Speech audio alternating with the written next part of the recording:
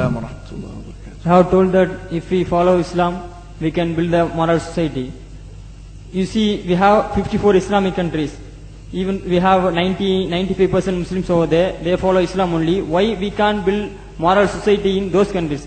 Like Pakistan, Afghanistan, they have a civil war between the Shias and Sunni Muslims. Why we can't build moral society over there, even though they have follow Islam? We have 95 Muslims over there. That is, you have told that if we follow Islam... No, you mean to say that Afghanistan, Pakistan, these countries are following Islam, but there's still civil wars and fighting amongst Muslims like Shia and Sunni?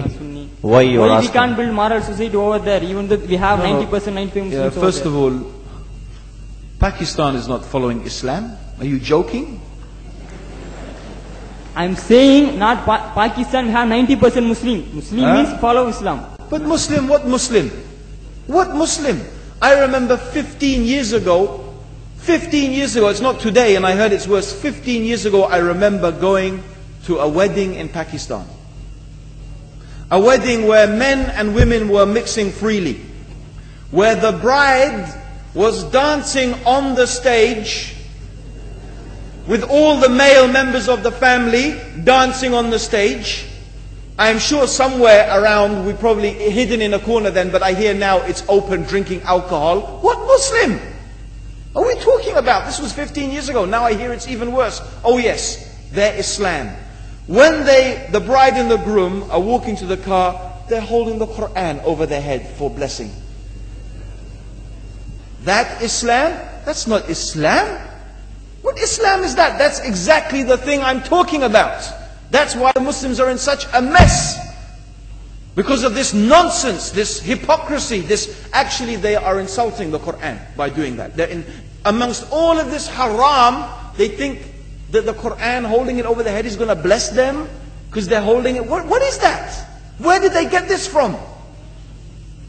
So, I don't know what we're talking about. In fact, this is the problem. You see, the Muslim world itself is so far from Islam. So many you find here in India.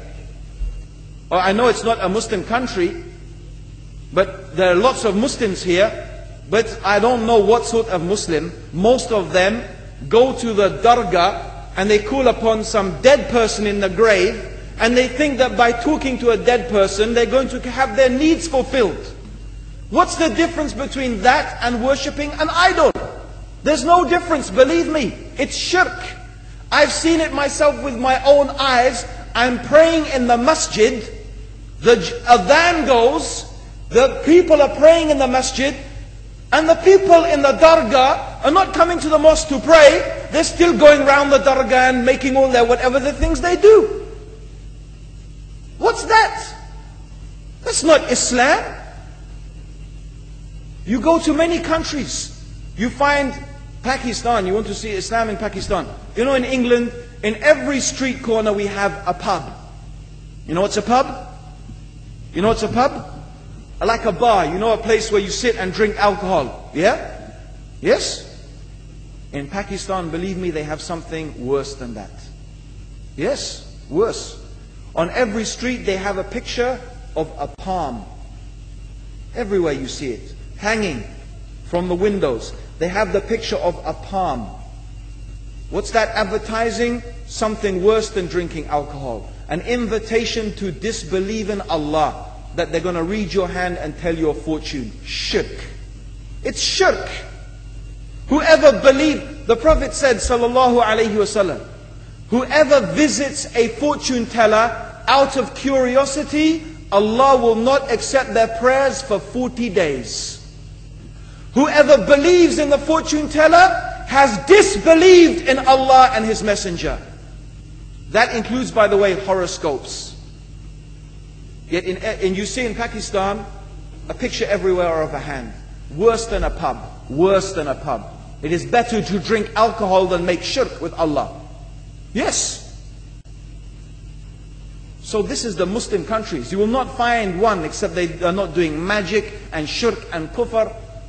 Or except maybe one or two you will find. So this is the state of the Muslims. So no wonder we're in the confusion and the chaos. So these are not good examples. And this is really, in fact, the very reason that I'm saying why we are in such a big mess.